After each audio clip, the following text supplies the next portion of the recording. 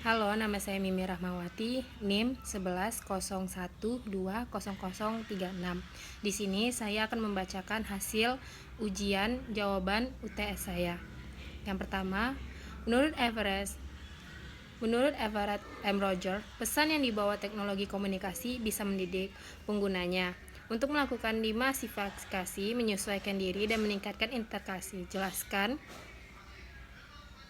Jadi, melakukan demasifikasi memperhatikan putra-putri kita dalam menonton televisi swasta Indonesia, salah satunya televisi yang menayangkan adegan kekerasan. Sebagai orang tua, kita hanya bisa protes dan menegur tayangan televisi tersebut. Apa yang terjadi dalam televisi itu dinamakan dimasifikasi. Kata dimasifikasi berawalan D yang berarti meniadakan dalam masifikasi.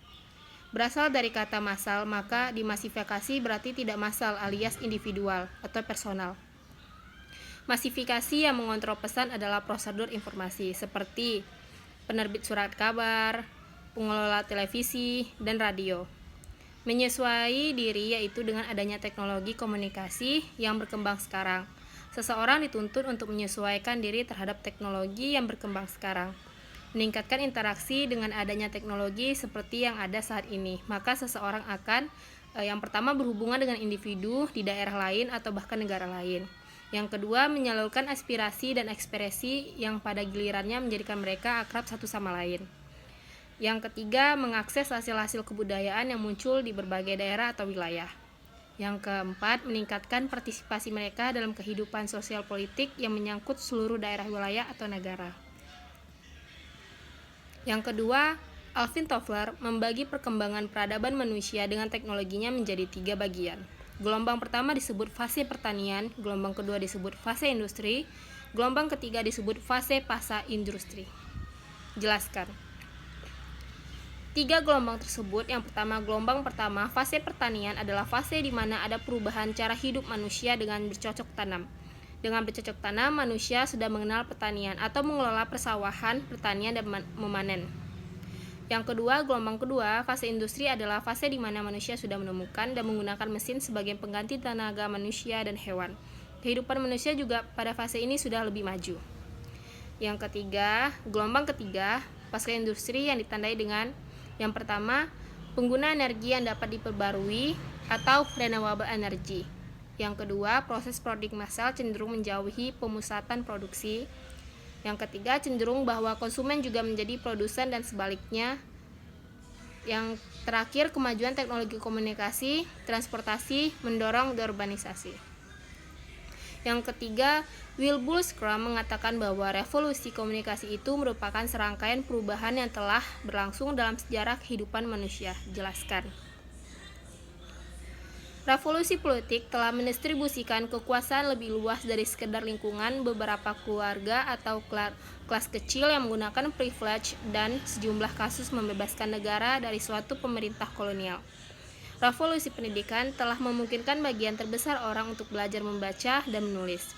Sebagian mereka mempunyai kesempatan lebih besar untuk melanjutkan sekolah tinggi mungkin sesuai dengan kemampuan masing-masing. Revolusi pertanian telah membagi lahan dalam unit-unit secara ekonomis lebih efisien, memperkenalkan teknologi komunikasi baru dan memproduksi lebih banyak kalori untuk lebih banyak orang dan melepas sebagian besar pekerja pertanian untuk beralih ke bidang industri dan bisnis. Revolusi industri telah menggantikan bidang pekerjaan manual yang dilakukan manusia termasuk sumber-sumber energi. Yang keempat, Majid Terania dalam buku The Age Information, The Dialectic of Technology and Mythology membuat tabel revolusi komunikasi dan perubahan histori. The Age of Information, The Dialectic of Technology and Mythology. Di sini ada sistem struktur sosial secara umum, teknologi komunikasi atau media, paradigma kultural atau epistemologis interaktif, dan kepemimpinan dan elit komunikasi modulatif, institusi atau struktur komunikasi akumulatif.